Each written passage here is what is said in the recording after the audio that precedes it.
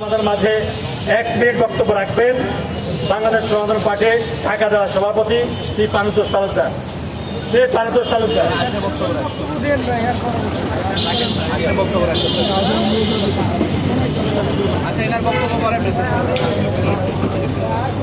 আজকে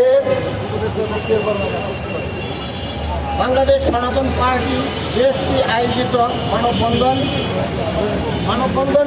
মানববন্ধনের আজকে সভাপতি অনুপ কুমার দত্ত এবং সুমন কুমার রায় প্রতিষ্ঠাতা সেক্রেটারি বাংলাদেশ সনাতন পার্টি। আজকে এই মানববন্ধনে অধিকত উদ্দেশ্যহীন বলতেছি যে 1971 সালের মুক্তিযুদ্ধে 30 লক্ষ শহীদের রক্ত 5 লক্ষাধিক নারীর উপর নৃশংসতম নির্যাতন এবং 1 কোটি মানুষের দেশান্তরে চরমতম মূল্য দিয়ে বিশ্বের মানচিত্রে বাংলাদেশ নামক রাজনীতি গঠিত হয়েছে এবং একটি সংবিধান গঠিত হয়েছে।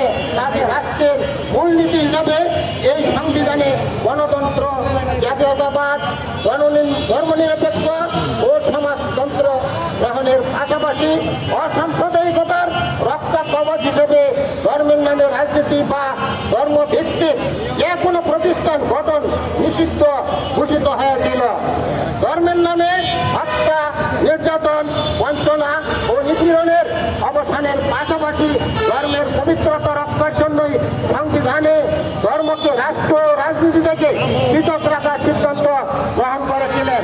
আজ আমাদের চরম দুর্ভাগ্য, হিন্দুদের নৃশংস হত্যাকাণ্ড চরম আকারে চলছে।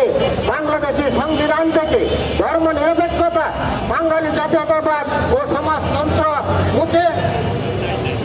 মুছে ফেলার জন্য ধর্মের নামে রাজনীতি শুরু হয়ে গেছে। বাংলাদেশের সমাজ ও রাজনীতির মৌলবাদীকরণ ও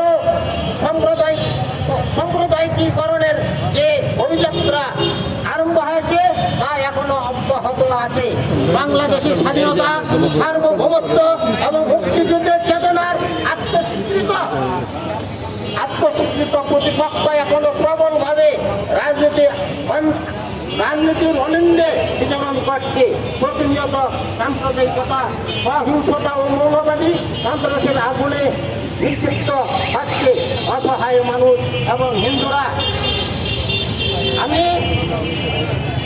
আমি সরকারের উদ্দেশ্যে বলতে চাই, রংপুরের মর্মান্তিক হত্যাকাণ্ডের প্রকৃত রহস্য উদ্ঘাটন, প্রকৃত অপরাধীদের শনাক্ত